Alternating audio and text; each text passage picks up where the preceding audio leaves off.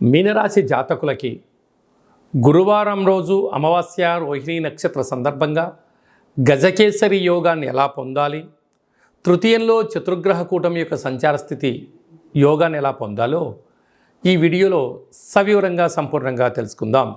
మీనరాశిలో ఏ నక్షత్రాలు వస్తాయి అనగా పూర్వాభాద్ర నక్షత్రంలోని చివరి పాదమైన 4వ పాదము, ఉత్తరాభాద్ర నక్షత్రంలోని 4 పాదాలు, రేవతి నక్షత్రంలోని 4 పాదాలు కలిపితే మీనరాశి. చాలామందికి పుట్టినటువంటి కాల సమయంలో డేటా ఆఫ్ బర్త్లో లేనటువంటి కారణం వలన పేరు యొక్క మొదటి అక్షరాన్ని అనుసరిస్తూ ఆ రాశిని తెలుసుకునే ప్రయత్నం చేద్దాం. ది, దుమ్, శం, ఝ, ధ, దే, దో, చ, చి అక్షరాల వారందరూ మీనరాశి జాతకులే. మీనరాశి యొక్క అధిపతి దేవగురు బృహస్పతి. వీరికి ఒకవైపు ఏళ్ల నాటి శని ప్రారబ్ధ సంచార స్థితి జరుగుతున్న విషయం తెలిసినటువంటిదే. రాశిలోనే రాహు సంచారం చేయడం వలన చిన్న చిన్న విషయాలకు మీరు ఆందోళన చెందకుండా ధైర్యంగా మౌనంగా తెలియని పనిని కూడా తెలుసుకొని పనిచేస్తూ ఉంటారు. కానీ కొందరు శత్రువులు పనిగట్టుకొని నువ్వు చదివిన చదువు ఏంటి, నువ్వు చేస్తున్న పని ఏంటి, దానికి దీనికి ఎక్కడ సంబంధం అని ఎత్తుకులాడుతూ పై అధికారుల దగ్గర మీ గురించి లేనిపోని మాటలు చెప్పడం, మీరు మౌనంగా ప్రశాంతంగా మీ పని చేసుకుంటుంటే మిమ్మల్ని డిస్టర్బ్ చేయడము కొందరు పని కట్టుకొని చేస్తూ ఉంటారు. ఇలాంటి కాల సమయంలో మీరు ఎంత బరువు అయితే ఉంటారో అంత సమానమైన బరువు కలిగినటువంటి ఉప్పును తులాభారంగా చేసుకొని తదనంతరం ఆ ఉప్పును నీటితో పోసి కరిగించి మహాదేవుడికి పాశుపత రుద్రాభిషేకం చేసుకున్నట్లయితే మీకు ఇలాంటి దోషాలు తొలగిపోతాయని చెప్పి గమనించాలి.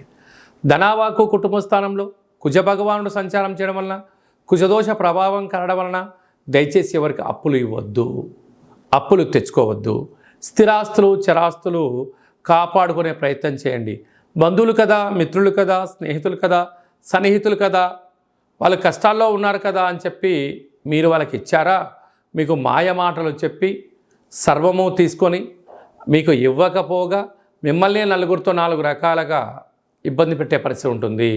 తృతీయంలో చతుర్గ్రహ కూటమి రవి బుధులు కలిసి ఉండడం వలన బుధాదిత్య రాజయోగము అంటారు.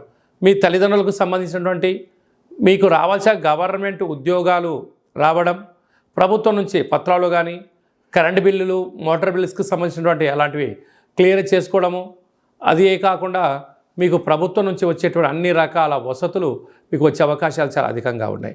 అదే కాకుండా సప్తమంలో కేతు సంచార స్థితి ఉండడం వలన దూర వాయు జల ప్రయాణాలలో తొందరపాటు నిర్ణయం తగదు. రేపేం జరగబోతుందో, ఒక వ్యక్తితో ఏం మాట్లాడితే ఎలాంటి విజయమో ఎలాంటి అపజయమో మీరు ముందే ఊహించగలరు. కనుక మీ మనసు మాట మీరు వినే ప్రయత్నం చేయండి. అన్నింటా విజయం మీ సొంతం అవుతుంది.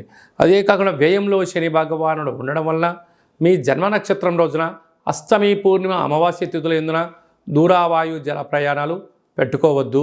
తొందరపాటు నిర్ణయాలకు సరైన సమయం కాదు. వాగ్వివాదాలకు దూరంగా ఉండండి. వేలకు తినండి, వేలకు పడుకోండి. తగు వ్యాయామం చేయగలిగినట్లయితే దీర్ఘకాలికమైన వ్యాధులు మిమ్మల్ని వెంటాడకుండే పరిస్థితి ఉంటుంది. అదే కాకుండా అమావాస్య, గురువారము, రోహిణి నక్షత్ర సందర్భంగా ఈ గురు పుష్యార్క యోగాన్ని మనం సంపాదించగలగాలి అన్నట్లయితే నది స్నానం చేయడం, నదిలో ఒక మంచి కొబ్బరికాయకు బొట్టు పెట్టి మీ మనసులో కోరిక కోరుకొని ప్రవహించే నీటిలో వేసినట్టయితే అలాంటి యోగం కలుగుతుంది. అలాగే తృతీయంలో చతుర్గ్రహ కూటమి కారణం వలన ఆవుకు ఆహారాన్ని, పక్షులకు ధాన్యం వేసినట్లయితే మీకు గ్రహ యోగ్యత కలుగుతుందని చెప్పి గమనించాలి. అలాగా పూర్వాభాద్ర నక్షత్రంలో పుట్టినటువంటి జాతకులు స్వయంవృత్తులు, సేవారంగ, వ్యాపారంగాల్లో అన్నింటా విజయ్ మీ సొంతం అవుతుంది.